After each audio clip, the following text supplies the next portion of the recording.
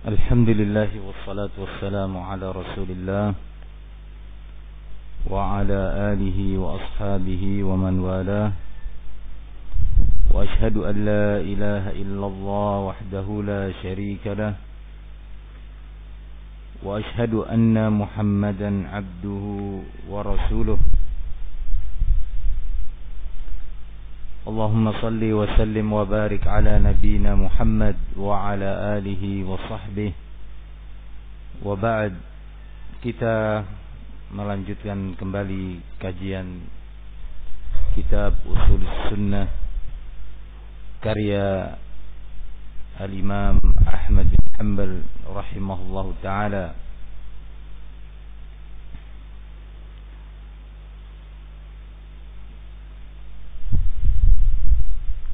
Pada kajian siang tadi kita telah membahas pernyataan Al-Imam Ahmad rahimahullah, at-tamassuku bima kana au usulus sunnati indana, pokok-pokok dasar, fondasi utama akidah atau keimanan dalam pandangan kami, yakni ahlus sunnah, adalah at-tamassuku bima kana alaihi ashabu Rasulillah sallallahu alaihi wasallam wal iqtida'u bihim, berpegang teguh dengan prinsip-prinsip dan amalan-amalan akidah yang dilakukan oleh para sahabat Rasul sallallahu alaihi wasallam, serta meneladani dan mencontoh mereka. Kemudian pernyataan Imam Ahmad yang berikutnya, wa tarkul bid'ah, dan meninggalkan berbagai amalan yang terkategorikan sebagai bid'ah.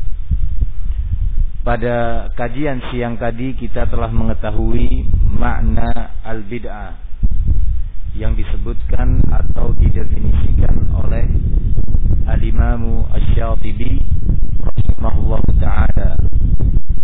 Beliau berkata, al-bid'atu hiya tariqatun fid din muhtara'atun tudahi asy-syari'ata yuqsadu bisuluki 'alaiha al-mubalaghatu fit ta'abbudi lillahi subhanahu wa ta'ala. Bid'ah itu, kata beliau definisinya, adalah sebuah sistem ibadah, sistem akidah, sistem keimanan, fiddin, dalam urusan agama, mukhtara', yang baru dimunculkan, dibuat, tidak ada dasar dari Al-Quran maupun Sunnah, tidak ada dasar dari Sunnah para Khulafa'ur Rasyidin Abu Bakar, Umar, Utsman dan Ali. Tubahi asy-syari'ah, menyerupai, mirip-mirip dengan amalan-amalan dalam syariat atau keyakinan dan pokok-pokok iman yang telah disyariatkan dan disebutkan dalam dalil Al-Quran maupun Sunnah. Menyerupai, mirip, menyaingi. Yuqsadu bisuluki 'alaiha, dimaksudkan, tujuannya kenapa dilakukan hal itu, diadakan amalan baru, cara baru di dalam beribadah, sistem baru di dalam berakidah, di dalam berdakwah,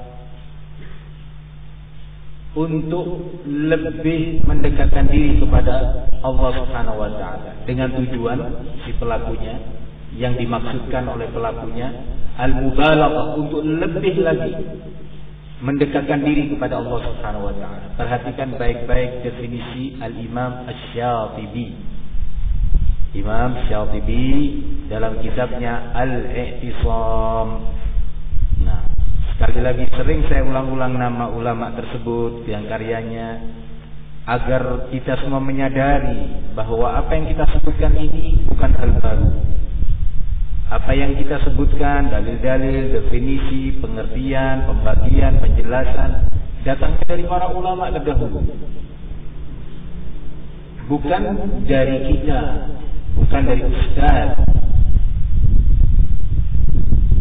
Kalau sebagian kita merasa itu asing, sebagai hal yang baru dia dengar, ya pantas.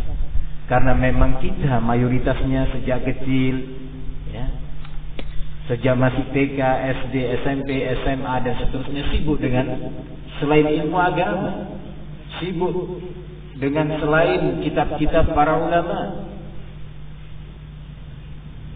Barakallahu fikum. Baik dalam pendidikan kita, sejarah-sejarah yang diajarkan kepada kita jarang mengenalkan siapa itu secara lengkap Abu Bakar As-Siddiq, siapa itu Umar ibn Khattab, siapa itu Imam Syafi'i, siapa itu Imam Malik, siapa itu Imam Al-Hasanul Basri, apa karya-karya mereka, apa peran mereka untuk umat, sehingga memang terasa asing yang seperti ini. Siapa itu Imam Al-Bukhari, yang ditampilkan sejarah para ilmuwan barat, penemuan-penemuan mereka, prestasi-prestasi mereka, barakallahu, peran mereka dalam kehidupan sosial kemasyarakatan, peran mereka dalam kehidupan iptek. Ini yang sering atau mendominasi kehidupan kita, atau sibuk dengan ilmu perdagangan, ilmu perekonomian, peternakan, sibuk umat. Sehingga ketika disampaikan hadis-hadis Rasul, nasihat-nasihat sahabat, nasihat-nasihat ulama terdahulu menjadi asing bagi umat di zaman ini. Kita teringat hadis Nabi SAW yang mengatakan, "Bada'ul Islamu ghariban wa sayaudu ghariban kama bada." Sungguh Islam itu dimulai dengan keasingan, asing. Ketika Rasulullah diutus, diikuti dan didengarkan, diimani oleh para sahabat Nabi, asing pada waktu itu. Karena Quraisy, walaupun mereka itu keturunan dari Nabi Ismail bin Ibrahim, Ka'bah berada di negeri mereka. Yang membangun Ka'bah itu adalah ayah mereka Ismail bersama ayahnya Ibrahim alaihi wassalam. Dan tiap hari mereka menyaksikan Ka'bah, namun banyak ritual-ritual ibadah yang mereka lakukan di sekitar Ka'bah tidak ada contohnya dari Nabi Ismail, tidak ada contohnya dari Nabi Ibrahim. Berjalan waktu lebih dari 1000 tahun, ada yang menambah di bidang ini, ada yang memodifikasi ibadah yang itu, ditambah ininya, ditambah itunya, ditambah jumlahnya, bentuknya, berubah. Sehingga saat Rasulullah diutus, asing bagi mereka. Nenek moyang kita tidak mengatakan begini, nenek moyang kita tidak melakukan seperti ini. Padahal kalau yang dimaksud dan mau menyadari dimaksud nenek moyang adalah Nabi Ismail dan Nabi Ibrahim, maka tidak asing itu dan ada landasannya sejak sebelum mereka lahir. Begitu juga muncul khurafat-khurafat, keyakinan-keyakinan batil di tengah-tengah Quraisy. Nabi Muhammad itu dari suku Quraisy, keturunan mereka, lahir di tengah-tengah mereka. Muncul khurafat-khurafat. Kalau mereka mau mendekatkan diri kepada Allah, mau minta keselamatan kepada Allah, harus melalui orang-orang soleh yang telah mati, yang telah wafat, yang kemudian diabadikan dalam bentuk monumen-monumen, patung-patung yang berada di sekitar Ka'bah. Ketahui, patung-patung yang ada di sekitar Ka'bah itu tidak sama dengan patung Wisnu, Brahma dan yang semisalnya. Itu patung gambaran orang-orang soleh, para wali-wali Allah yang telah wafat. Latta dan yang lainnya, Waddan wa Suwan wa Yaghutha wa Ya'uqa wa Nasra, disebutkan oleh Allah namanya di dalam Al-Quran. Nama orang-orang saleh dari kaum Nabi Nuh alaihi salam, Yang kemudian generasi berikutnya setelah mereka wafat dibisikin oleh syaitan dengan beberapa bisikan, bagaimana kalau kita mengenang mereka? Ayo kita berkumpul di rumah siapa mengenal jasa-jasa mereka, orang-orang soleh, ketekunan mereka di dalam beribadah, ketekunan mereka di dalam bersedekah, ketekunan mereka di dalam menolong orang-orang yang lemah. Sehari, 2 hari, setahun, 2 tahun, berganti generasi, syaitan tidak berhenti. Begitu disebutkan dalam tafsir Al-Quran. Akhirnya syaitan membisikkan, bagaimana kalau kuburan-kuburan mereka dibangun. Dibangunlah kuburan-kuburan mereka. Tujuannya apa? Dalam rangka menghormati orang-orang soleh. Masa tidak ada beda kuburan orang-orang soleh dengan kuburan orang biasa? Ini tidak ada penghormatan namanya. Mulai dibangun. Berlanjut waktu, bukan prosesnya 5, 10 tahun atau 100 tahun saja, beratus-ratus tahun prosesnya. Syaitan begitu sabar dan tekun untuk menyeret anak keturunan, bahkan anak keturunan Nabi Ismail bin Ibrahim, Quraisy, untuk menyeret mereka pada perbuatan kesyirikan, menyekutukan Allah Subhanahu wa taala. Ini yang sering untuk penting difahami, bahwasanya Quraisy itu jangan antum anggap sama dengan orang-orang komunis yang tidak mengenal Tuhan, atau dengan orang-orang Hindu Buddha yang memiliki Tuhan dengan bentuk seperti itu. Tidak, mereka orang-orang keturunan dari Nabi Ismail, putra Ibrahim, mengenal Allah, tahu pencipta langit dan bumi dan segala isinya adalah Allah. Mereka beriman bahwa yang menggerakkan angin, menggerakkan matahari dan semuanya adalah Allah. Yang mengatur rezeki, menghidupkan dan mematikan adalah Allah. Mereka semua beriman. Tapi apa yang kemudian dengannya Allah mengutus Nabi Muhammad untuk berdakwah kepada mereka? Sudah mengenal Allah.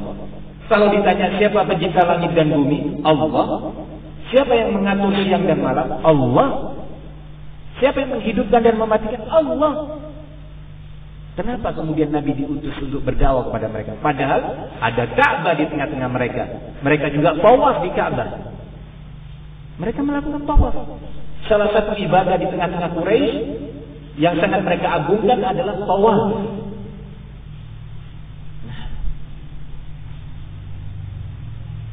Tak lain adalah ketika kaum Quraisy bersama waktu, generasi berganti generasi, ilmu agama semakin asing di tengah-tengah mereka, mulai muncul khurafat.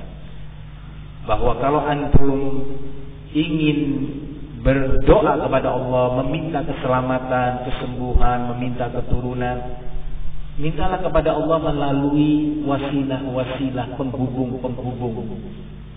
Siapa penghubungnya? Orang-orang soleh. Kalau kita ini kan tidak dikenal oleh Allah, kita banyak dosa, kita sedikit ibadah, iman kita lemah. Berbeda dengan orang-orang soleh yang kemudian diabadikan dalam bentuk monumen, patung, diletakkanlah di Ka'bah. Nanti monumen orang soleh yang berikutnya dibuat patung, diletakkan di Ka'bah. Masing-masing kabilah membanggakan orang-orang solehnya yang mereka anggap sebagai waliullah.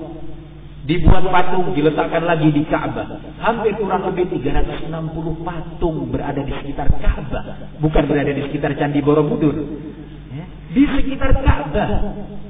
Maka dari itu, di saat Rasulullah SAW diberi kemenangan oleh Allah pada saat Fathu Makkah, takluknya kota Makkah, disilakan dengan apa? Fathu Makkah. Maka masuklah Rasulullah bersama penduduk kaum muslimin, para sahabat dari Madinah ke Mekah. Seraya Rasulullah SAW menghancurkan patung-patung itu, dihancurkan oleh Nabi, dan membaca ayat Qul ja'al haqq wa zahaqal batil innal batila kana zahuqa. Katakan, wahai Muhammad, telah datang kebenaran dan telah sirna kebatilan, dan sesungguhnya kebatilan itu akan hancur. Nah, demikian Rasulullah menghancurkan sambil seraya membaca ayat ini bersama sahabat. Nah, perhatikan baik-baik ya ikhwan. Jangan disamakan Abu Jahal dan Abu Lahab itu dengan orang-orang ateis yang sama sekali tidak beriman adanya Tuhan. Tidak. Atau menyembah berhala-berhala, tidak ada kaitannya dengan orang-orang soleh. Tidak. Bersama waktu akidah berubah. Bersama waktu agama menjadi asing di tengah umat ini. Maka Rasulullah diutus untuk mengembalikan umat kepada agamanya, mengembalikan umat kepada tauhid, mengembalikan umat kepada syariat Allah yang benar.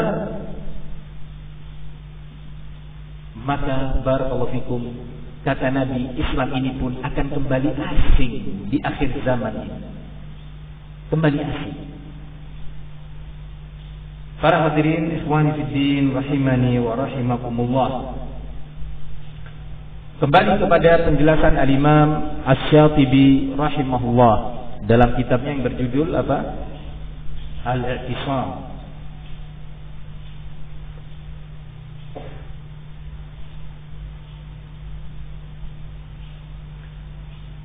Bahwa definisi bid'ah adalah tariqatun, sebuah sistem fiddin, dalam keagamaan ini, bukan sistem di luar agama. Tidak berbicara sistem sosial kemasyarakatan, tidak berbicara sistem keilmuan dunia, enggak. Perkembangan teknologi tidak, tetapi sebuah sistem dalam urusan agama yang diadakan atau diciptakan, dibuat baru, menyerupai cara-cara dalam agama, sistem dalam agama Islam ini. Perhatikan baik-baik, menyerupai. Tadi sudah saya permisalkan tentang puasa dan tentang apa? Bentuk zikir. Nah, contoh lagi tentang sholat. Diriwayatkan oleh Imam Ad-Darimi, diriwayatkan oleh Al-Imam Ad-Darimi dalam kitab Sunan Ad-Darimi. Al-Imam Ad-Darimi hidup lebih dari 1000 tahun yang lalu, ya. Lebih dari 1000 tahun yang lalu. Dalam kitabnya Sunan Ad-Darimi meriwayatkan sebuah asar, sebuah riwayat dari Sa'id ibn al-Musayyib. Sa'id ibn al-Musayyib seorang apa? Tabi'in, tabi'ut tabi'in atau sahabat? Zubair? Tabi'in. Salah seorang tabi'in. Kibarut tabi'in, termasuk tabi'in yang pada peringkat teratas. Annahu ra'a rajulan yukthiru salata ba'da salatil fajr fajadabahu faqala ar-rajul ayu'adzibuna Allah subhanahu wa ta'ala ala salatin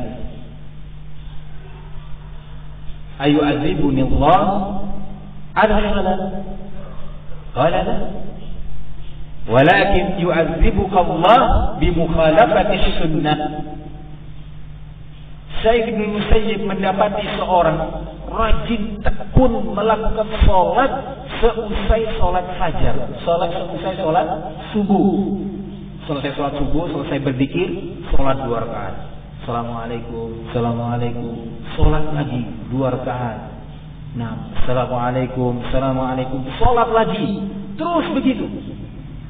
Maka oleh Al-Imam Sa'id bin Musayyib, Al-Imam Sa'id bin Musayyib adalah seorang ulama besar pada masa itu. Beliau sudah mulai berfatwa,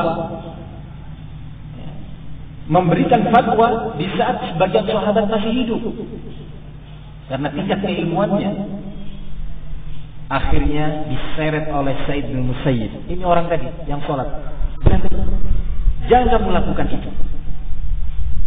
Subhanallah, orang sholat tadi selesai sholat tak sini, berhenti kamu, jangan kamu lanjutkan. Orang ini bertanya kepada Sa'id bin Musayyib, apakah Allah akan menyiksaku dikarenakan aku sholat?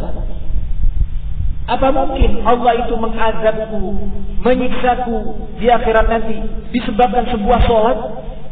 Ya kalau orang disiksa karena minum khamr, karena tidak sholat, karena mencuri dan seterusnya, karena memang pasti orang yang bermaksiat telah diancam oleh Allah dengan azab. Apakah orang akan diancam dengan azab melakukan sholat? Subhanallah. Pertanyaan orang tadi. Maka Sa'id bin Musayyib mengatakan, menjawab, tidak, kamu tidak akan diazab oleh Allah karena sholat. Karena kamu tekun melakukan sholat seperti bukan. Tetapi kamu akan diazab oleh Allah karena kamu menyelisihi sunnah, melakukan ibadah yang tidak ada bimbingannya dalam sunnah Nabi, menyelisihi Rasul. Rasulullah tidak pernah mencontohkan seperti ini. Nabi tidak pernah membimbingkan sholat semacam ini. Selesai sholat subuh, sholat beberapa rakaat dengan tekun, khusyuk, ikhlas. Ternyata tidak cukup khusyuk, ikhlas dan tekun untuk menjadi sebuah amalan itu sebagai ibadah yang legal, ibadah yang syar'i. Ada syarat yang kedua, yaitu sesuai dengan bimbingan Rasulullah Sallallahu Alaihi Wasallam. Coba perhatikan baik-baik. Orang tadi mengira bahwa memperbanyak sholat akan semakin mendekatkan dia kepada Allah. Padahal sistem seperti itu, cara seperti itu adalah sistem yang baru, yang belum pernah ada contohnya dari Nabi ataupun sahabatnya. Sama juga di masa kita. Ketika kita mengingatkan, ya fulan, ada seorang sehari bersalawat rutin sehari 1000 kali. Ketika diingatkan, ya fulan, jangan kamu lakukan itu. Loh, kenapa? Bersalawat nggak boleh? Kamu benci Rasul, kamu benci salawat. Ya, panjang akhirnya, ceritanya tambah panjang. Ya. Semestinya seorang muslim yang ilmiah bertanya, kenapa? Ini sudah kebiasaan nenek moyang. Kamu ini dari mana? Orang baru. Ini nggak ilmiah namanya. Seorang muslim itu harus ilmiah dalam beragama. Ditanya, kenapa? Maka dijawab dengan baik. Bersolawat kepada Nabi adalah ibadah. Tidak ada seorang muslim yang boleh mengingkari amalan yang namanya solawat. Tetapi yang jadi masalah, ketika kamu berkeyakinan untuk melakukan solawat dalam sehari 1000 kali. Nah ini yang jadi masalah. 1000 kali ini dari mana? Siapa yang menuntunkan kamu bilangan 1000 kali itu? Kalau dibimbingkan bahwa setelah menyelesai azan kita bersolawat kepada Nabi, ketika mendengar azan selesai muadzin berarti kita bersolawat kepada Rasul, atau ketika disebut nama Nabi dalam sebuah majlis kita mengucapkan Allahumma sholli ala Muhammad, ya.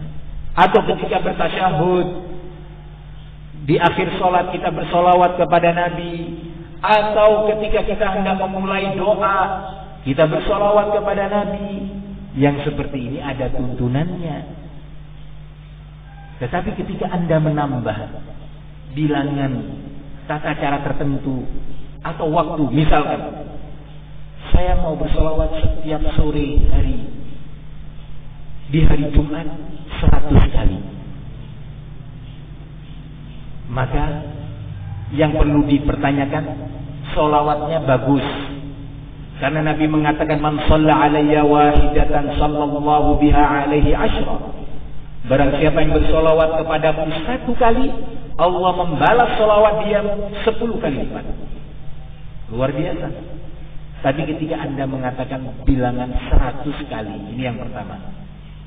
Dari mana bimbingan 100 kali? Kemudian Anda mengkhususkan hari Jumat sore, itu juga dari mana? Ini kan baik. Tidak ada yang baik kecuali telah dibimbingkan oleh Nabi. Ini definisi Al-Imam Syafi'i menyebutkan tadi bahwa bid'ah itu adalah sebuah sistem dalam Islam yang diciptakan menyayangi atau menyerupai syariat, menyerupai amalan-amalan yang lainnya. Yuqsadu bisuluki 'alaiha, dimaksudkan tujuannya kenapa dia melakukan itu? Al-mubalaghatu fit ta'abbud, dalam rangka lebih jauh lagi mendekatkan diri kepada Allah. Ini tujuannya. Tujuannya bagus. Definisi ini mengingatkan kita kepada ayat di dalam surat Al-Kahfi yang disebutkan oleh para ulama bahwa ayat ini menjelaskan atau mencela tentang kebiasaan ahlul bid'ah yang punya kebiasaan menambah-nambah cara sistem peribadatan atau akidah dan yang lain dalam urusan agama. Kata Allah dalam ayat ini, "Qul hal nunabbi'ukum bil akhsarina a'mala alladziina dhalla sa'yuhum fil hayatid dunya wa hum yahsabuna annahum yuhsinuna sun'a." Maukah, kata Allah, kami kabarkan kepada kalian bil akhsarina a'mala, tentang orang-orang yang paling merugi amalannya. Coba perhatikan baik-baik ayat ini. Bil akhsarina a'mala, orang-orang yang paling merugi. Akhsarin, Allah tidak menyatakan bil khasirina. Maukah kalian aku kabarkan orang-orang yang merugi? Itu kalau khasirin. Tapi kalau akhsarin, orang-orang yang paling merugi amalannya. Punya amalan, berbuat, bertakarruf, dia beribadah, tapi dikatakan paling merugi. Subhanallah. Bukan orang yang tidak sholat, tidak puasa di bulan Ramadan, tidak pernah melakukan berbagai takarruf kepada Allah, tidak berbirrul walidain, tidak berbakti dengan orang tuanya, tidak pernah berzikir. Bukan. Allah menyebutkan dia banyak amal. Bil akhsarina a'mal. Siapa ini al-akhsarin ini? Alladzina dhalla sa'yuhum fil hayatid dunya, yaitu orang-orang yang tersesat amalannya ketika di dunia ini. Tersesat amalannya. Sudah berbuat, bukan berpangku tangan, tidak pernah beribadah. Fil hayatid dunya, ketika hidup dalam kehidupan dunia ini. Wa hum yahsabun annahum yuhsinuna sun'a. Dalam kondisi mereka meyakini, menyangka bahwa mereka berada di atas sistem yang benar, yang baik. Orang-orang yang tersesat, kenapa tersesat? Karena amalannya tidak terbimbing dengan bimbingan Al-Quran dan Sunnah. Para hadirin yang saya muliakan, maka Imam Ahmad mewasiatkan kepada kita sebagai bentuk amanah dari beliau melanjutkan wasiat para gurunya, di antaranya adalah Imam Syafi'i rahimahullah taala. Wa tarkul bidah, dan di antara pokok akidah, pokok sunnah, fondasi keagamaan dalam agama kita adalah meninggalkan berbagai bentuk bidah. Nah, perhatikan kalimat al-bidah. Kalimat al-bidah itu jamak, mufradnya, tunggalnya adalah bid'ah. Kalau tadi saya sebutkan contoh dalam beberapa praktek ibadah, sekarang dalam bentuk keyakinan. Saya akan berikan contoh-contoh bid'ah dalam bentuk akidah, yaitu sistem dalam bidang akidah yang diadakan, diciptakan, menyerupai seolah-olah bagian daripada syariat. Pelakunya melakukan hal itu dalam rangka lebih mendekatkan diri kepada Allah. Contoh, munculnya Al-Qadariyah. Al-Qadariyah itu apa? Pengingkar takdir. Kalau kita umat Islam, rukun iman ada berapa? Ada 6. Beriman kepada Allah, beriman kepada para malaikat, beriman kepada kitab-kitab Allah, beriman kepada para rasul-rasul yang Allah utus, beriman kepada hari akhir, dan yang keenam beriman kepada takdir yang baik maupun yang buruk. Nah, maksudnya apa beriman kepada takdir baik dan yang buruk? Dijelaskan di dalam Al-Quran dan Sunnah bahwa segala sesuatu di dunia ini, manusia atau selain manusia, segala peristiwa yang akan terjadi, kapan terjadi dan kalau terjadi bagaimana prosesnya. Sampai hari kiamat sudah Allah tentukan catatan takdirnya. Maka dari itu orang-orang tua aja di tempat kita mengerti, ya sudahlah anakku, ini takdir. Ya kan? Sering dengar gitu. Betul itu, benar dia. Nenek kita, kakek kita itu. Ketika anaknya menangis tertimpa musibah, ya sudah, yang sabar, ini takdir. Ya kan? Masa orang-orang tua itu mengerti, dia iman. Bahwa maknanya apa? Bahwa apa yang menimpa kamu ini sudah ditentukan dalam catatan takdir. Nanti kita akan bahas khusus tentang masalah ini sebagaimana Imam Ahmad menyebutkannya insyaallah. Tapi sekedar contoh. Maka ahli sunnah berkeyakinan termasuk apa yang akan kita lakukan hari ini sudah ada catatannya. Nanti sore atau nanti malam ba'dal maghrib apa yang akan kita lakukan di masjid ini, di jalan sana, si fulan di rumah sana, yang di kampung sana, di kabupaten sana, semuanya sudah Allah ketahui apa yang akan terjadi. Dan sudah Allah tentukan semua itu amalan-amalan hambanya. Sudah Allah tentukan.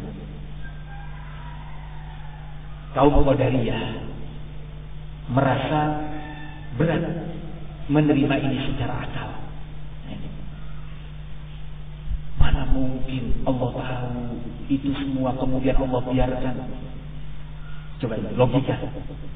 Inginnya menjauhkan dari Allah segala sesuatu yang tidak pantas dinisbatkan kepada Allah. Membersihkan Allah dari berbagai sangkaan dan perkiraan keyakinan yang tidak tepat. Kata mereka seperti itu. Tetapi mereka melupakan Rasul, melupakan para sahabat. Sehingga memunculkan sistem baru dengan logikanya.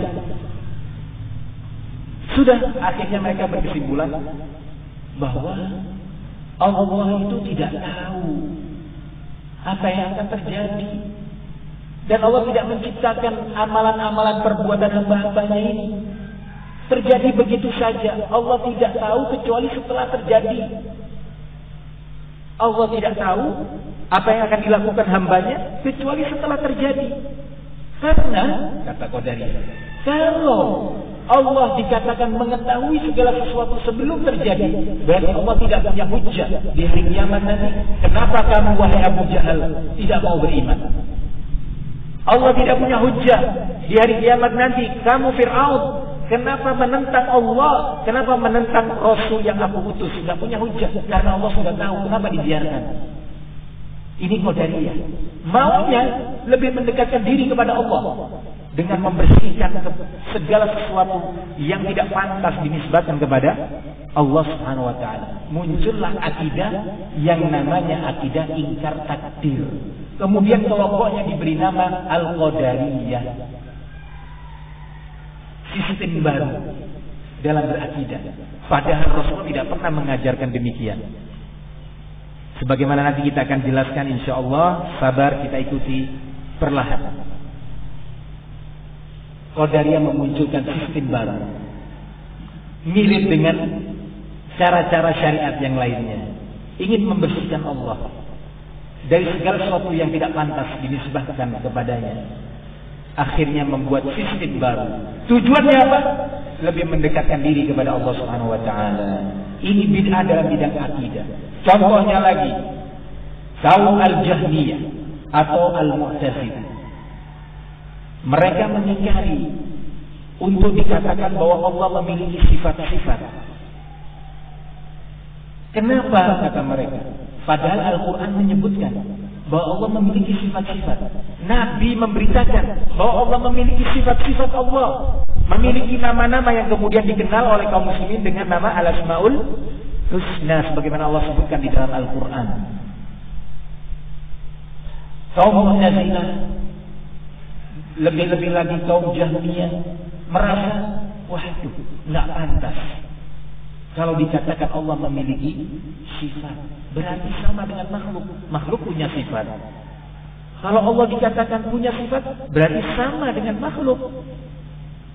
Kemudian mencari-cari dalil. Setelah berbicara dengan logikanya, baru setelah itu mencari dalil untuk membenarkan logikanya. Muncullah bid'ah dalam bidang asma'ullah wa sifatnya yang dimotori oleh kaum Jahmiyah atau Al-Mu'tazilah. Menyelisihi cara Rasul, menyelisihi cara para sahabat Nabi radhiyallahu anhum jami'an. Nah,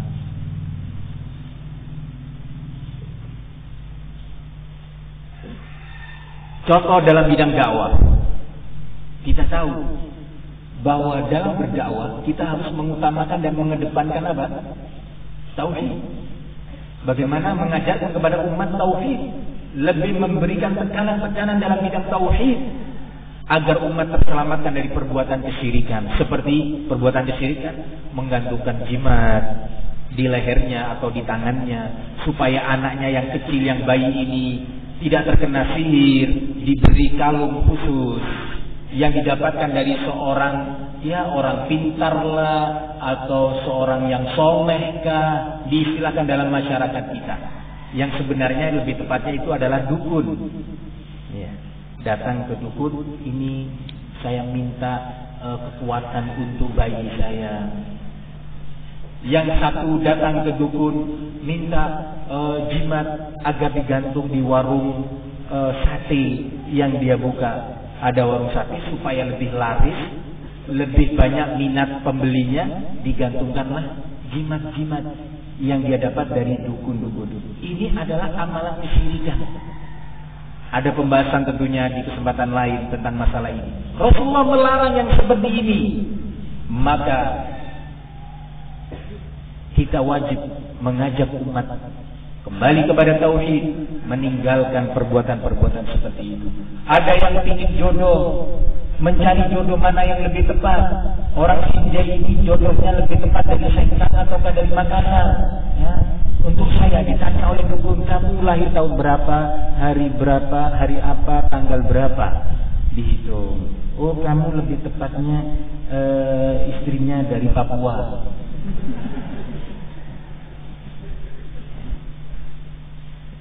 Kalau sudah seperti itu nggak percaya dukun. Wah, saya suruh nikah dengan orang Papua. Nggak percaya dukun setelah itu. Atau cari dukun yang lain, yang menyarankan dia untuk sesuai dengan hawa nafsu kemauan dia. Barakallahu fikum. Yang satu lagi datang ke dukun mencari berita, cari tahu sepeda motornya yang dicuri. Dicuri siapa? Pencurinya pakai baju apa? Larinya kemana? Diramal, ditebak-tebak oleh si dukun. Maka Rasulullah mengatakan, man ata arrafan fasa'alahu an syai'in fasaddaqahu faqad kafara bima unzila ala Muhammadin sallallahu alaihi wasallam atau kama qala sallallahu alaihi wasallam. Barang siapa yang mendatangi dukun, tukang ramal atau tukang tebak, bertanya tentang suatu perkara yang gaib, kemudian dia mempercayai berita dari dukun, arahan-arahan dari dukun tadi, maka sungguh dia telah kafir terhadap syariat yang diturunkan kepada Nabi Muhammad, yakni syariat Islam. Bayangkan, dalam riwayat lain, barang siapa yang datang ke dukun bertanya tentang suatu masalah, tidak diterima darinya sholat selama 40 hari. Kasihan saudara-saudara kita yang masih jatuh dalam beberapa amalan yang salah seperti ini, yang bernuansa syirik ini tadi. Diselamatkan saudara-saudara kita yang apabila membangun rumah supaya selamat, tukang-tukangnya yang bekerja ataupun ke depan nanti tidak diganggu oleh makhluk halus atau arwah-arwah ruh-ruh yang jahat, maka disembelih seekor kambing atau seekor sapi, kemudian kepalanya ditanam di pondasi rumah tersebut. Ada nggak di negeri kita?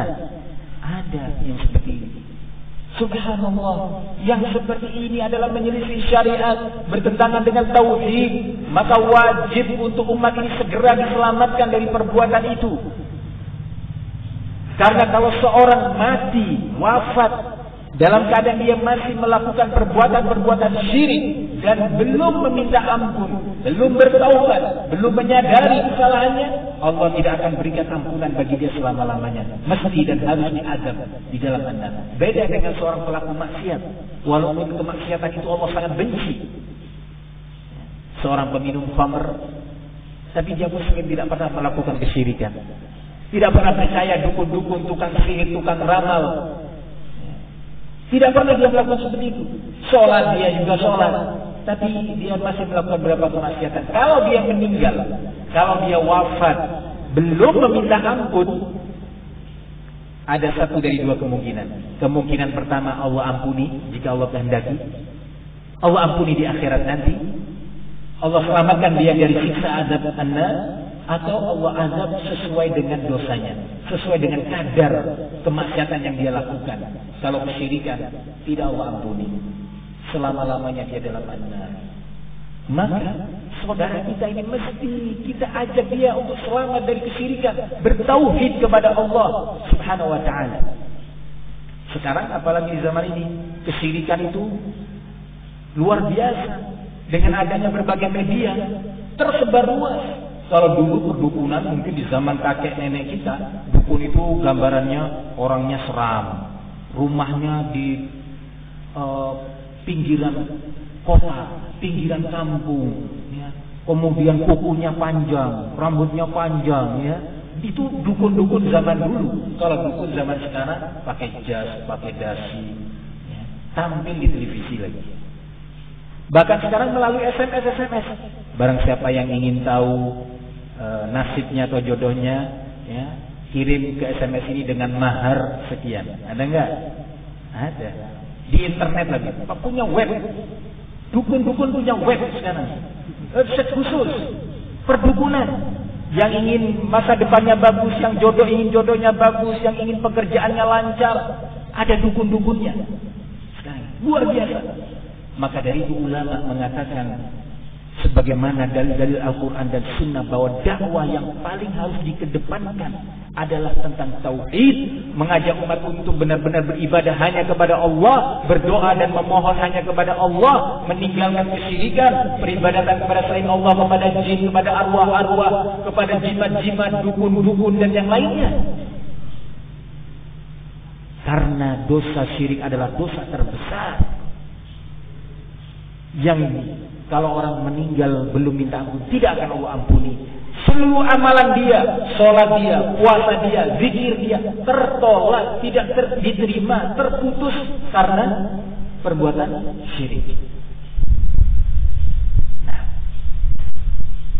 Walaqad uhiya ilaika wa ila alladziina min qablika la in asyrakta la yahbatanna 'amaluka wa la takunanna minal khasirin. Telah diwahyukan kepadamu wahai Muhammad dan para nabi yang sebelum engkau, kalau seandainya engkau berbuat kesyirikan, niscaya seluruh amalanmu akan terputus,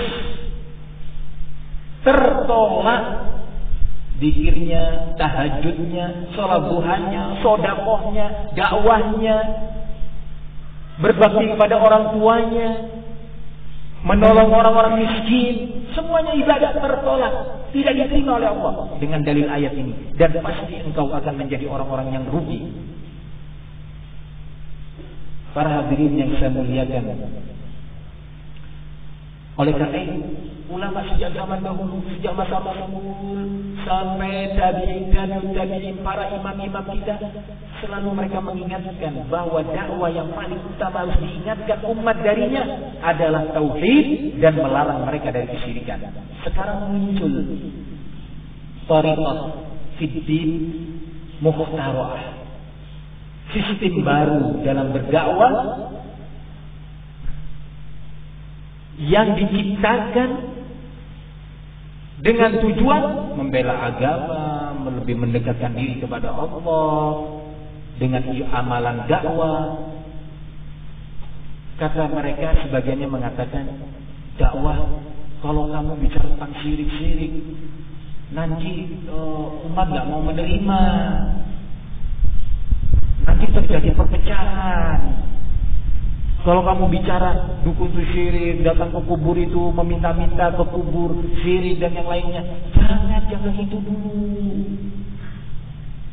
Kalau kita bicara bahwa memakai jimat itu juga dilarang, malah dia nambah subhat. Toh jimat itu kan juga berisi ayat-ayat Al-Quran, ditambah, malah dibela.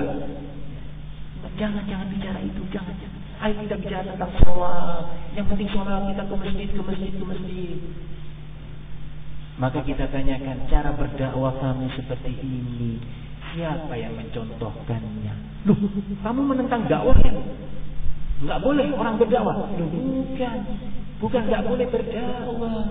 Dakwah itu amalan para nabi yang kita dihimbau untuk mengikuti jejak mereka. Tapi dakwah itu akan menjadi tepat dan ibadah yang diterima apabila tata caranya mencocoki sesuai meneladani cara para nabi. Sekarang adakah Nabi Muhammad mengatakan seperti yang kamu katakan? Bahwa dakwah itu jangan dulu berbicara tentang tauhid, tentang syirik, jangan. Ada Nabi mengatakan demikian? Jawabannya pasti tidak ada. Ya. Barakallahu fikum. Karena ketika Nabi memulai dakwah, ketika Allah memerintahkan dalam ayatnya wa anzir ashiratakal aqrabin, ya ayyuhal muddatsir qum fa'anzir, wahai orang yang berselimut bangun dan berilah peringatan. Dan turun ayat tadi, beri peringatan keluarga-keluarga dekatmu, kabilah-kabilah dekatmu, wahai Muhammad.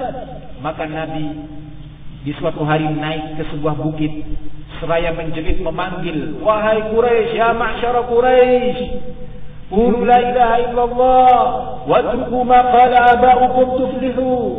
Wahai sekalian bangsa Quraisy, suku beliau, kabilah beliau. Kata beliau, ucapkan kalimat la ilaha illallah dan tinggalkan keyakinan-keyakinan, doktrin-doktrin yang selama ini diucapkan oleh nenek moyang kalian.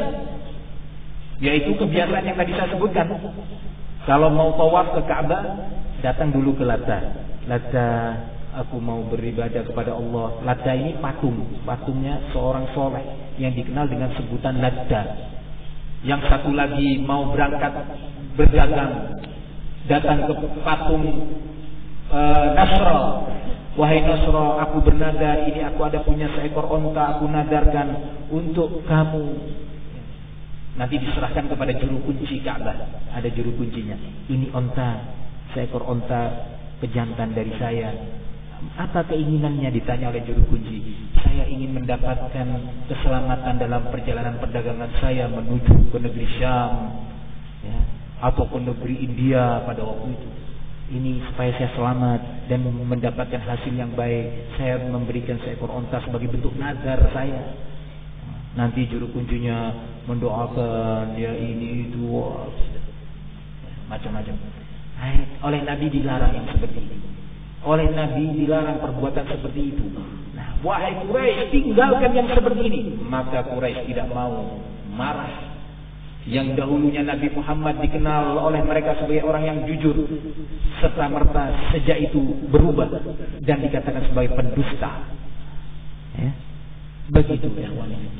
Maka kita katakan dakwah itu nominasi tertinggi, titik tekan tertinggi, skala prioritas tertingginya adalah tauhid dan melarang umat dari kesyirikan. Ketika kalian mengatakan jangan berbicara tentang kesyirikan, nanti umat terpecah belah. Ini berarti kamu mengadakan sistem baru, menciptakan sebuah sistem baru dalam dakwah.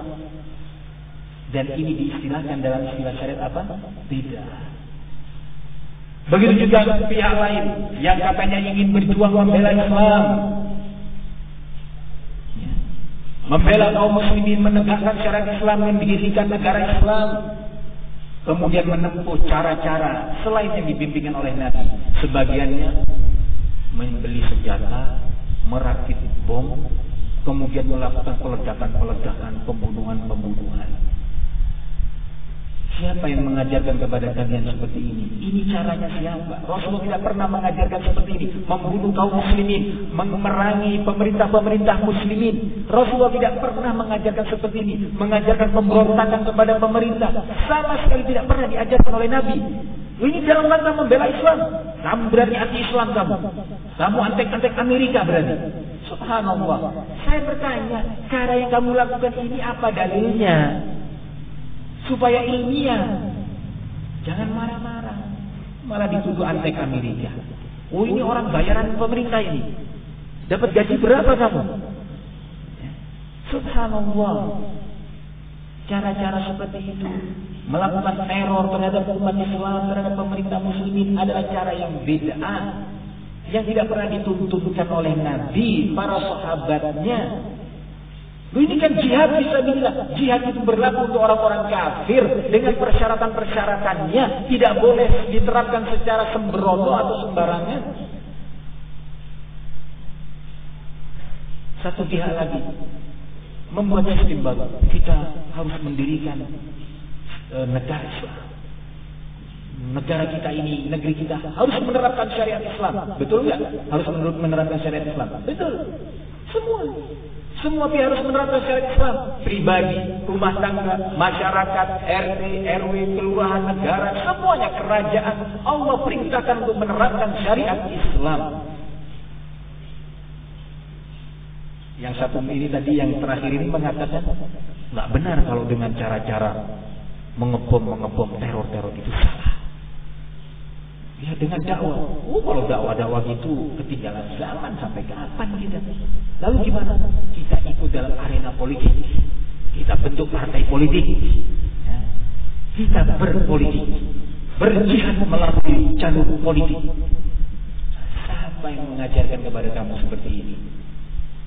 Dalam rangka merebut kursi kekuasaan. Ya. Dari situ kita bisa membuat perundang-undangan berdasarkan syariat Islam. Iya, kalau kamu sadar. Kalau kamu tidak sadar, sudah terdapat kedudukan, lupa syariat Islam. Di salah satu kabupaten di Jawa, sampai saya sebut, bupatinya ini dulu senangnya Islam, syariat Islam. Subhanallah, dia terpilih menjadi bupati. Singkat cerita, di daerah dia ini ada sebuah ritual ibadah yang dilestarikan sejak lama sebagai bentuk kekayaan budaya Indonesia. Ada sebuah gunung, di sana berdatangan orang-orang yang pingin punya anak, nggak punya anak, sudah 10 tahun minta anak di situ. Yang pingin jadi pangkatnya naik dari kolonel menjadi letjen, ya, loncat. Nah, dari kolonel bisa langsung jadi letjen. Nah, datang ke sana juga. Yang ingin jadi pedagang besar, yang ingin dapat jodoh, yang ingin dapat kesembuhan, yang sakit kanker, yang sakit liver, minta kesembuhan di situ, membawa sesajen, macam-macam sesajennya beragam. Kemudian beberapa ritual di sana mengelilingi sebuah kuburan. Nah, Pak Bupatinya diingatkan, Pak, itu loh praktek-praktek ritual-ritual yang mengandung kesyirikan itu, cobalah, dalam syariat Islam itu dilarang. Iya, saya tahu, tapi kondisi tidak memungkinkan. Itu mereka tetap biarkan karena dalam rangka melestarikan budaya bangsa. Kok lupa sama etik semangat perjuangannya dulu, syariat Islam. Kita berpolitik dalam rangka menegakkan syariat Islam. Ketika sudah diberi kekuasaan, perhitungan dan pertimbangan politik, kalau dia bersuara dalam hal itu, mengatakan ini harus dilarang, harus dibongkar, dihentikan kegiatan itu, dia nggak akan terpilih dalam periode berikutnya, ya kan? Atau bahkan bisa didemo dia. Baik yang mendemo itu adalah orang-orang yang terbiasa melakukan ritual tersebut, atau lawan politiknya. Kesempatan ini kita rekrut mereka untuk melawan ini, mendemo dan minta agar dia turun dari kekuasaan. Dicari kesempatan.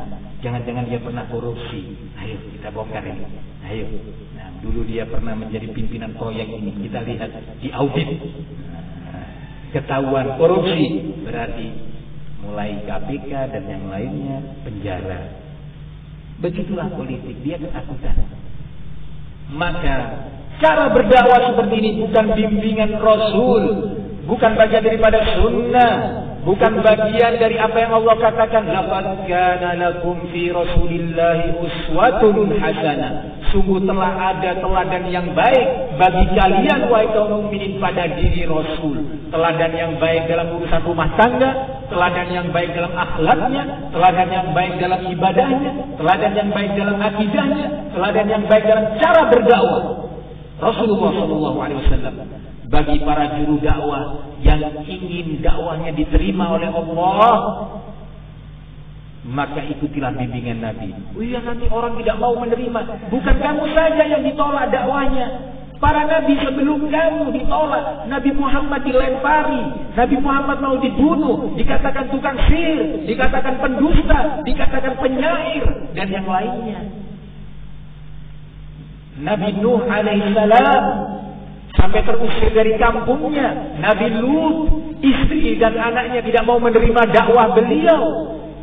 Jadi bukan kamu saja yang ditolak oleh manusia. Allah tidak menuntut dari kita hasil. Kenapa kamu tidak berhasil berdakwah? Enggak. Allah nggak akan bertanya seperti itu. Tapi yang ditanya, kenapa kamu tidak menyampaikan kebenaran, tidak mau berdakwah? Itu yang akan ditanya. Allah tidak pernah bertanya, kenapa penduduk kampungmu mengusir kamu dari kampungmu? Mestinya mereka harus menerima. Enggak. Abu Jahal itu paman Nabi, bukan orang lain. Sangat dekat hubungan kekerabatannya dengan Rasul. Tetapi dia adalah salah satu yang berada di garda terdepan menolak Nabi dan menghina Nabi, bahkan hendak membunuh Nabi, keponakannya sendiri. Jadi Anda jangan tergiur fata morgana keberhasilan dalam dakwah. Jangan. Tapi tugas Anda adalah menyampaikan al-haq, menyampaikan Al-Quran, menyampaikan sunnah, menyampaikan kebenaran. Seraya berdoa kepada Allah, ya Allah, jadikanlah kaumku, masyarakatku ini mau menerima tauhid, mau menerima sunnah, ya Allah. Begitu. Para hadirin yang saya muliakan, bahkan disebutkan dalam peristiwa di hari kiamat nanti, kata Rasulullah SAW, wa ra'aitu nabiyya wa ma'ahu ar-rajul war-rajulan wan nabiyya wa laysa ma'ahu ahad. Aku melihat dalam peristiwa Isra Mi'raj, ditampakkan oleh Allah para nabi dan para rasul. Aku melihat, kata Nabi Muhammad, seorang nabi pengikutnya hanya 1 orang atau 2 orang. Subhanallah. Nabi lebih berilmu dari kita, lebih berakhlak dari kita, lebih dicintai oleh Allah dan dibanding kita ini. Ucapannya lebih jujur dibandingkan kita, tetapi pengikutnya hanya 1 atau 2 orang saja. Bahkan kata Rasulullah, aku mendapati seorang nabi tidak ada pengikutnya sama sekali. Jadi kalau kita mau berdakwah dan berjuang, jangan terikat dengan hasil. Jangan di angan-angan kita itu keberhasilan dan keberhasilan. Jangan. Akhirnya akan memunculkan cara-cara dan sistem yang baru yang diistilahkan adalah bid'ah dalam berdakwah. Ikhwani fi din, azan ya Allah wa iyyakum.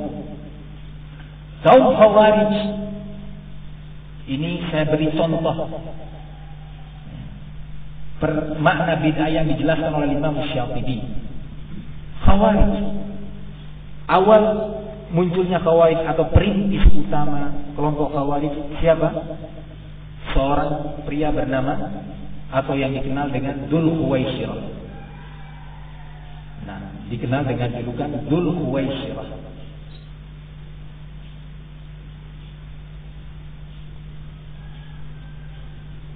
Dzul Khuwaisirah dengan keyakinannya dan sangkaannya, pasca perang Hunain, ketika mendapati Rasulullah SAW membagikan harta rampasan perang, ya, selesai perang, banyak kuda-kuda lawan yang tertawan, onta-ontanya, hartanya dan yang lainnya. Maka salah satu syariat Islam adalah pembagian ghanimah. Rasulullah membagikan untuk pasukan berkuda sekian, pasukan pemanah sekian, pasukan tombak sekian, dan seterusnya dibagi oleh Nabi. Sampai pada suatu waktu, pada saat itu Rasulullah memiliki kebijakan yang dipandang oleh Nabi tepat. Cara pembagian itu, Dzul Khuwaisirah menyangka bahwa pembagian itu tidak adil. demi keadilan, membela keadilan, membela hak-hak orang yang terzalimi. Begitu keyakinan Dzulkhuwaisirah, sampai dia mengatakan kepada Nabi Muhammad, "I'dil ya Muhammad, inna hadhil qismah ma urida biha wajhullah." Ma urida biha wajhullah. Wahai Muhammad, kata orang ini, sungguh cara pembagian seperti ini, kebijakan kamu yang seperti ini adalah kebijakan yang tidak adil, bukanlah kebijakan yang mengharapkan ridha Allah, yang ikhlas karena Allah. Ada kepentingan-kepentingan. Berbuat adillah engkau wahai Muhammad. Subhanallah. Keyakinan dia sedang membela kebenaran, keadilan, membela haknya orang-orang yang lemah. Tapi tanpa ilmu. Semangat tidak disertai ilmu. Semangat tidak disertai dengan bimbingan Rasul dan para sahabatnya. Akhirnya dia memunculkan sistem baru di dalam menyampaikan kebenaran yang dia yakini. Berlanjut kaum Khawarij berikutnya.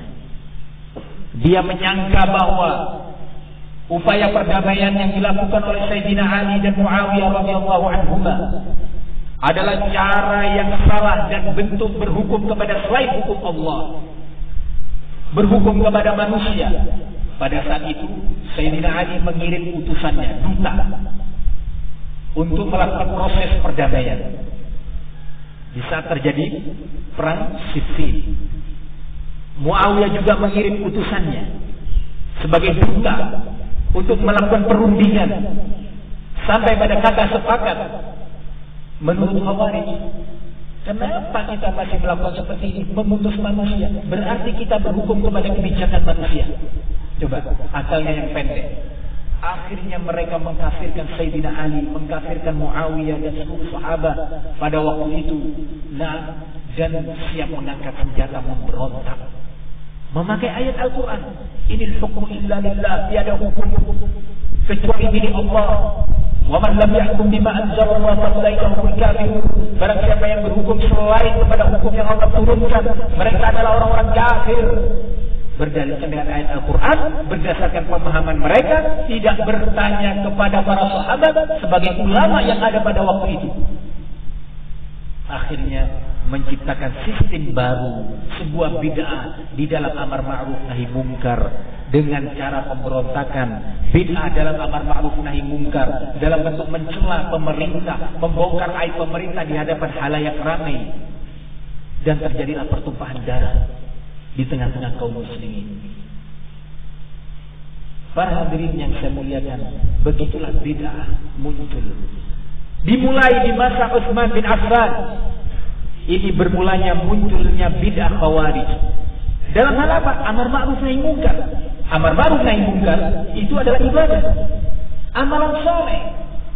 Ketika dilaksanakan sesuai persyaratannya, bimbingannya sesuai dengan dalil, maka itu menjadi amalan soleh yang insya Allah diterima di sisi Allah.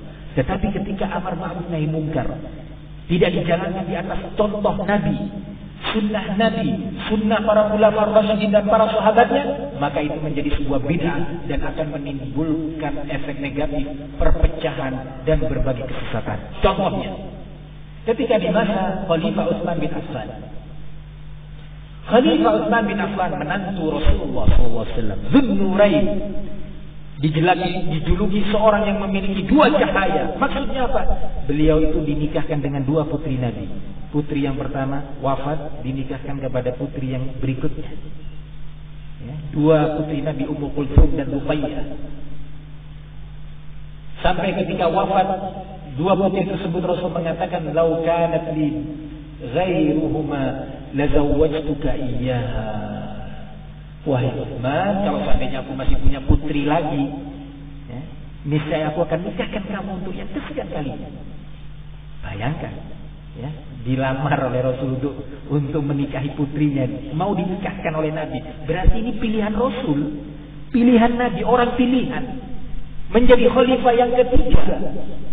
Utsman bin Affan, beliau bukan hanya berjuang dengan fisiknya, tapi berjuang pula dengan hartanya. Berbagai pertempuran jihad fisabilillah dibiayai oleh Utsman bin Affan. Nah, bertempur dengan dirinya dan fisiknya, jiwanya, juga dia bertempur dengan hartanya. Ini Utsman bin Affan ketika menjadi khalifah. Ya. Radhiyallahu anhu. Beliau menentukan kebijakan-kebijakan dalam struktur pemerintahannya, dalam perekonomiannya. Seorang khalifah memiliki cara pandang yang lebih jauh dibandingkan keumuman rakyat. Tapi di situ ada beberapa pihak dari negeri Irak memunculkan syubhat bahwa Utsman telah melakukan nepotisme, melakukan KKN. Dia menggaji orang-orang tertentu dari kabilahnya, dari sukunya, beberapa gubernur, kalau kata orang sekarang bupati, camatnya, dan yang lainnya, dari kabilah dia sendiri, dari sukunya dia sendiri. Ini KKN ini. Mulai bicara dari satu rumah ke rumah, dari satu tempat ke tempat, provokasi. Hari berjalan hari, minggu berganti minggu, masyarakat, sebagian masyarakat yang tidak berilmu, panas, terprovokasi. Nah, ini perhatikan. Cara seperti ini bukan cara yang menyelisih, yang sesuai dengan sunnah. Kalau Anda melihat kesalahan pada penguasa Anda, imma Anda menasihati. Kalau Anda bisa menasihati dengan cara yang baik, mendatanginya dengan ilmu. Kalau Anda memiliki kemampuan untuk berkomunikasi, berargumentasi, silakan dengan cara yang baik, sopan. Ya. Kalau Anda tidak mampu, maka Anda bersabar atas kesalahan penguasa.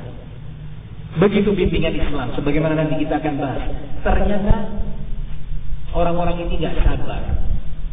Generasi berikutnya dari Khawarij ini di masa Utsman bin Affan, mereka memunculkan sebuah bid'ah dalam amar ma'ruf nahi mungkar. Bagaimana provokasi? Ketahuilah, provokasi itu adalah cara bid'ah dalam amar ma'ruf nahi mungkar. Mungkin maunya mereka, sebagian mereka baik, membela keadilan, membela kebenaran, ingin kesejahteraan dan seterusnya untuk rakyat. Tetapi cara yang dia tempuh, cara yang belum pernah dicontohkan oleh Nabi dan para sahabatnya, sehingga diistilahkan dalam syariat adalah cara yang bid'ah. Maka Imam Ahmad mengingatkan kita dari bahaya bid'ah di berbagai bidang tadi. Dalam bidang ibadah, dalam bidang zikir, dalam bidang nama-nama Allah, dalam bidang takbir, dalam bidang barakallahu fikum, amar ma'ruf nahi munkar. Contoh juga dalam masalah asma'ullah wa sifat, nama-nama dan sifat-sifat Allah. Muncullah firqah berikutnya yang menentang kaum Mu'tazilah dan Jahmiyah. Kaum Mu'tazilah dan Jahmiyah menafikan sifat-sifat Allah secara mutlak. Bahkan Jahmiyah menyatakan Allah tidak memiliki nama-nama. Muncul setelah itu sebuah cara baru, ingin menentang cara ini tadi Mu'tazilah dan Jahmiyah, tetapi tidak dikembalikan kepada sunnah. Dengan logika juga, Allah itu punya sifat-sifat, jumlahnya 13, sehingga diberi nama dengan sifat 13. Ada yang mengatakan bukan 13, tapi 20. Wujud idam baqa, mukhalafatul hawadisi. Masih ingat ini? Pernah menghafal ini? Ya, biasanya di beberapa masjid sering didendangkan dengan syair-syair, ya, dendangan-dendangan. Nah, itu namanya sifat isyrin. Ya, sifat-sifat Allah 20. Wujud, idam, baqa, mukhalafatul hawadith, al-qiyamu bi nafsi, ya, dan seterusnya. Cara seperti ini maunya mereka membantah kaum Mu'tazilah dan Jahmiyah, tetapi tidak dikembalikan kepada sumber aslinya, kepada sunnah. Malah memunculkan cara baru, sistem baru, dengan keyakinan itu sebagai bentuk pembelaan kepada kebenaran. Padahal kalau kita lihat penyebutan sifat-sifat wujud idam baqa ini tidak ada contohnya dari Nabi, tidak ada contohnya dari Abu Bakar, As-Siddiq, Umar bin Khattab dan yang lainnya. Tidak pernah dicontohkan oleh para imam kita, Sayyidul Musayyib, Hasan al-Basri, Al-Imam Malik, Al-Imam Syafi'i, Al-Imam Ahmad. Tidak pernah mencontohkan yang seperti ini. Al-Imam Al-Bukhari, Imam Muslim, para ulama terdahulu. Muncul setelah sekian abad wafatnya para sahabat. Bermula dari ilmu logika, ilmu filsafat, ilmu kalam, maka muncullah sistem baru. Berusaha memahami akidah dengan ilmu kalam, bukan dengan faham salaf. Memahami akidah, dalil, Quran dan sunnah. Setiap muslim diwajibkan untuk memahaminya sesuai dengan cara pemahaman Rasul, cara pemahaman para sahabat Nabi dan yang mengikuti jejak mereka. Sebagaimana sudah kita bahas dalam kajian pagi tadi. Ternyata muncul sistem baru. Dalam upayanya memahami Al-Quran, memahami akidah, memahami nama-nama dan sifat-sifat Allah, memahami tauhid, memahami tentang akhirat, tentang surga dan neraka, tentang kiamat, bukan dengan hadis Nabi, pemahaman dan sistem Rasul dan para sahabatnya, tapi dengan ilmu kalam, ilmu filsafat. Belajar sebagiannya di Kanada, belajar ilmu filsafat. Dia profesor dalam bidang ilmu filsafat. Belajar sebagiannya di Australia, di Amsterdam, di Amerika. Belajar Islam di negeri-negeri kafir. Coba lihat logikanya. Sudah akal aja nggak bisa terima. Belajar Islam kepada Van Basten, Van der Waals, ya. Maksud saya temannya para Van itu tadi. Nah, di Belanda. Belajar juga kepada Josh Michael dan yang lainnya. Subhanallah, belajar Islam kepada kufar. Ini adalah cara yang baru, cara bid'ah. Bukan cara yang terbimbing oleh Nabi, terbimbing dalam sunnah Rasul, dalam sunnah Khulafaur Rasyidin. Pula mencoba menjadi dosen, menjadi pengajar dalam bidang agama. Hasil dari memahami Islam berdasarkan ilmu filsafat, ilmu kalam, ilmu logika. Akhirnya hancur-hancuran. Muncullah berbagai bid'ah yang mengerikan. Contohnya yang sering disebutkan oleh para ustaz di IAIN Surabaya. Tahu IAIN Surabaya? IAIN apa namanya? Ada yang hafal? Sudah nampel ya? Nah, seorang dosen dalam salah satu pelajaran mengajarkan kepada murid-muridnya, mahasiswanya, bahwa Al-Quran itu, Al-Quran bukanlah kitab suci, bukanlah sebuah kitab yang memiliki nilai sakralitas, nilai kesucian. Dia sama dengan ini. Kitab ini yang kita baca ini sama. Bahasa Arab seperti yang dipakai oleh orang-orang Arab sekarang sama, nggak ada nilai. Al-Quran itu hanya hasil atau produk budaya manusia, perkembangan peradaban manusia melahirkan bahasa yang namanya bahasa Al-Quran itu. Jadi dia itu tidak memiliki kesucian, biasalah. Akhirnya dengan penuh ekstremitas dia menulis nama Allah. Allah di secari kertas, ya, kertas ditulis nama Allah. Kemudian dia taruh di lantai kelas kuliah, diinjak dengan sepatunya. Nama Allah. Ingin menunjukkan kepada mahasiswanya bahwa lafaz ini walaupun itu lafzul jalalah sekalipun, nama Allah tidak memiliki kesucian. Subhanallah. Kalau itu terjadi di kampung, kira-kira orang dosen ini akan diapakan ini, profesor ini atau doktor ini? Hah? Kalau terjadi di kampung Sinjai ini, kira-kira ada seorang meletakkan nama Allah, ya, di lantai rumahnya atau di jalan, kemudian diinjak dengan kakinya. Kira-kira apa yang akan terjadi? Yang keluar kalau di masyarakat sarang, ya. Ini orang kafir, menghina Islam. Itu kalau terjadinya di masyarakat yang kata para dosen tadi orang-orang awam, tapi mengerti nilai kesucian Al-Quran, kesucian nama Allah. Di kampus kuliah nama Allah dihinakan. Di IAIN Bandung, ketika dalam ospek mahasiswa baru, dikumpulkan mahasiswa seniornya mengatakan ingin menekankan, mengajarkan bahwa Allah itu berada di mana-mana bersama tubuhnya atau bersama makhluk-makhluknya dimanapun berada. Ini hasil filsafat ini, hasil cara bid'ah di dalam memahami Islam. Allah bersama makhluknya, bersama tubuhnya ini, ada di tubuhnya ini, di tubuhnya itu. Bahkan binatang-binatang, kambing, anjing, semuanya ada Allah di situ. Na'udzubillah min dzalik. Kalau ucapan ini diucapkan di kampung, di masjid kampung, kira-kira apa yang akan terjadi? Hah? Seperti tadi yang saya gambarkan.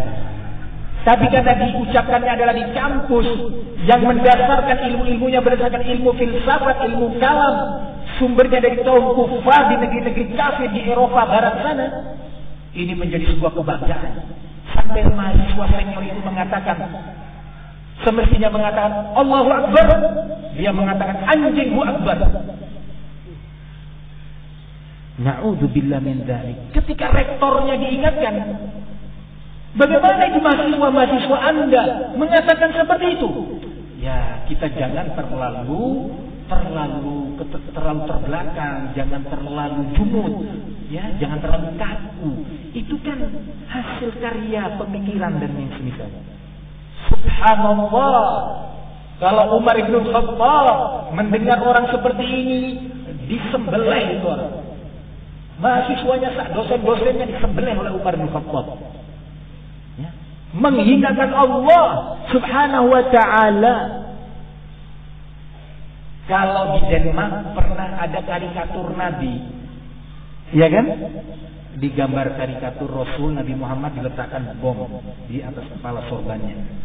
Penghinaan, ribut sedunia, demo sana sini. Demo di Bundaran HI, di Bandung, di Bogor, di Surabaya, demo marah umat Islam di berbagai negara, berbagai kelompok dengan benderanya masing-masing marah. Wahai saudaraku, jangan terlalu jauh Anda. Itu loh di kampus-kampus yang berlabelkan Islam, di sana terjadi penghinaan terhadap syariat Islam, muncul berbagai bid'ah, cara-cara baru di dalam memahami Islam diajarkan kepada putra-putri muslimin. Nih salah satu contohnya yang terjadi di IAIN Bandung. Apa yang terjadi pula di beberapa kampus yang lainnya. Para hadirin yang saya muliakan, kondisi ini sangat memprihatinkan. Saya kasih contoh lagi, akibat hasil dari ilmu kalam, ilmu filsafat di IAIN Semarang. Antum bisa buka situsnya, tapi saya sarankan jangan, ya, jangan dibuka, bahaya. Nah, nanti malah bukannya memahami dengan baik, oh iya benar contohnya, malah ke bawah ikut. Di Fakultas Syariah, sekelompok mahasiswa dalam Fakultas Syariah, maaf yang apa yang akan saya sebutkan ini memalukan sebenarnya, sangat memalukan. Sekelompok mahasiswa di Fakultas Syariah IAIN Semarang, Jawa Tengah, mengeluarkan sebuah jurnal semacam majalah begitu per 3 bulan kalau nggak salah, edisi tahun 2004 atau 2005. Di sana mahasiswa ini menulis sebuah artikel, maaf saja ya, mengatakan bahwa perkawinan sesama jenis bagian daripada syariat Islam, atau perkawinan homoseksualitas, ya, adalah sah. Malu nggak kita bicara seperti ini? Malu. Kalau yang membela ini, kemudian jurnal itu dicetak dalam bentuk sebuah buku yang diedarkan. Tertulis di sana, di bagian sana tertulis bahwa kami Fakultas Syariah IAIN Semarang menuntut pemerintah Indonesia, terkhusus Departemen Agama, untuk mengesahkan perkawinan sesama jenis. Pria kawin dengan pria, wanita kawin dengan wanita. Kalau yang menuntut ini, maaf saja, para preman di pasar atau orang-orang homo yang ada di jalan-jalan, itu pun kita mengatakan ini batil, nggak benar, ini mungkar, maksiat besar. Bagaimana ini terjadi di sebuah kampus pendidikan putra-putri muslimin berlabelkan Islam? Bukan terjadinya di kampus UI, kampus ITB, Unpad, Brawijaya dan semisalnya. Enggak, terjadinya ini di kampus-kampus berlabelkan Islam. Kemudian menuntut Departemen Agama untuk mengesahkan perkawinan sama jenis dan mengatakan semua pihak atau siapa saja yang mengingkari perkawinan sesama jenis, maka dia adalah orang-orang primitif yang tidak boleh hidup di muka bumi ini. Luar biasa. Na'udzubillah min dzalik. Kemudian berbicara tentang Nabi Lut, Nabi Allah yang dimuliakan oleh Allah Subhanahu wa ta'ala. mengatakan bahwa Nabi Lut, ini kan sudah diharamkan, ini perbuatan kaum Nabi Lut yang dicela dan diazab oleh Allah Subhanahu wa taala, sehingga bumi negeri kaum Lut dibalik oleh Allah, permukaannya jadi bawah, kemudian dihujani batu. Perbuatan kaum mereka, kaum Nabi Lut, yaitu perbuatan homo, pernikahan sesama jenis. Dibalik apa kata mahasiswa dan dosen-dosen di Fakultas Syariat ini? Itu sebuah peristiwa alam sebenarnya, ya? Fenomena alam yang tidak ada kaitannya dengan apa yang disebutkan perkawinan sesama jenis, itu nggak ada. Tetapi Nabi Lut kan sudah melarang kaumnya dan mengharamkan perbuatan itu.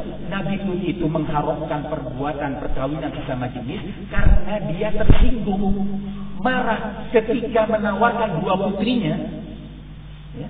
Nabi Lut punya dua putri, ditawarkan kepada kaumnya, ini loh, saya punya dua putri, suci, mulia, baik, kamu nikahi.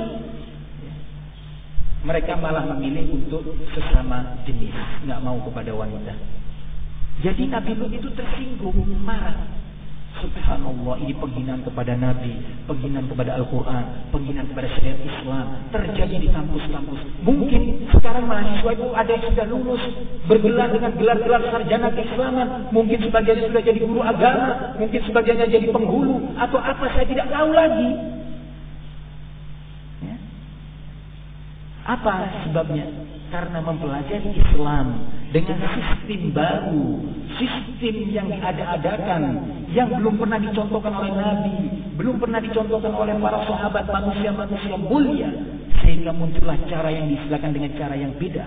Maka dari itu Imam Ahmad, para imam kita, para ulama kita, Asy-Syafi'i, Al-Imam Malik, Al-Imam Ibnu Uyainah dan yang lainnya, memerintahkan kita untuk meninggalkan cara-cara baru di dalam beragama ini. Ikhwani fiddin, rahimani wa rahimakumullah.